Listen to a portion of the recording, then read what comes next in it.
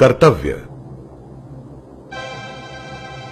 एक घने जंगल में एक साधु एक पेड़ के नीचे बैठकर तप कर रहा था।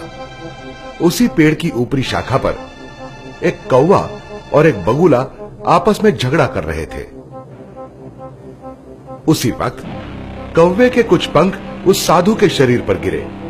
उस साधु को बहुत गुस्सा आया। कौन है वहां? तुम्हारी हिम्मत कैसे हुई मेरा ध्यान भंग करने की? और अगले ही क्षण वे दोनों पंछी राख का ढेर बन गए। वाह, मेरा तप सफल हुआ, मैं कामयाब हुआ, मुझे दिव्य शक्ति मिल गई। वो साधु अब एक छोटे से गांव में पहुंचा और वहां एक छोटी सी कुटिया के सामने जाकर खड़ा रहा। माते, मैं एक साधु हूं, कृपया मुझे कुछ खाने के लिए दे दीजिए, मैं बहुत भूखा हूं। उस कुटिया के अंदर से एक औरत ने जवाब दिया, कृपया प्रतीक्षा करो बेटा। साधु को अब गुस्सा आया। जल्दी करो माते, तुम नहीं जानती मैं कौन हूं, मैं एक बहुत बड़ा साधु हूं। लेकिन इस बार भी घर के अंदर से जवाब आया, अपने आप को इतना बड़ा मत समझो बेटा, तुमने क्या समझ रखा है, मैं कोई कौवा या बगुला हूँ, शांत रहो। आश्चर्य में खोकर वो साधु वहीं पर खड़ा रहा और उस औरत की राह देखने लगा। कुछ देर बाद उस कुटिया से एक औरत बाहर आई और उसने उस साधु को भोजन दिया। वो साधु उस औरत के सामने नतमस्तक हो गया। माते, आपने जंगल में घटी घटना कैसे जान ली? मेरे मन का विचार आपने कैसे जान लिया?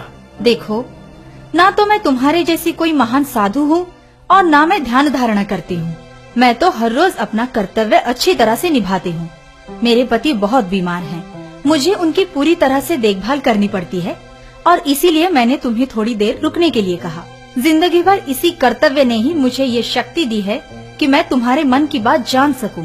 माते, कृपया मुझे बताइए कि मेरे मन के ज्ञान की तीसरी आंख कब खुलेगी? कृपया मुझे रास्ता बताइए। मुझे जो भी पता था मैंने तुम्हें बता दिया।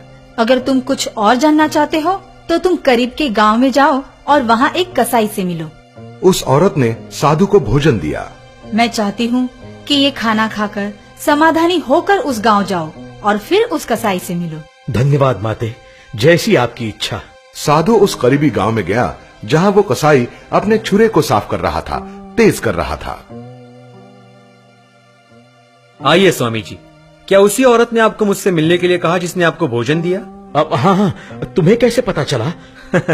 यही नहीं, मुझे तो जंगल में घटी हुई बगुले और कौवे की राख भी मालूम है। जरा रुकिए, मैं अभी वापस आता हूँ। वो कसाई अपने घर के अंदर चला गया और कुछ देर बाद वापस बाहर आया। हमारा जीवन अपने आप में ही एक कर्तव्य है, कर्म है। अगर हम उसे अच्छी तरह से निभा सके तो फिर हम अपने जीवन में हर चीज पा सकते हैं। एक विद्यार्थी का कर्तव्य है कि वो अपनी पढ़ाई बहुत ही ध्यान से और अच्छी तरह से करे। एक साधु होने के पश्चात आपका ये कर्तव्य है कि इस संसार की शांति के लिए आप अपना कर्म करें। लेकिन अब मेरा कर्तव्य तो मेरी दुकान को खोलना है, इसलिए अब मुझे आज्ञा दीजिए स्वामी। वो कसाई अपना कर्तव्य करने चला गया और वो साधु अपने रास्ते अपना कर्तव्य करने के लिए चला गया। बच्चों, हमें हमारा आत्मज्ञान मिलने का सिर्फ एक ही रास्ता है और वो है कि हम हमारा कर्तव्य बहुत ही सच्चे दिल से करें।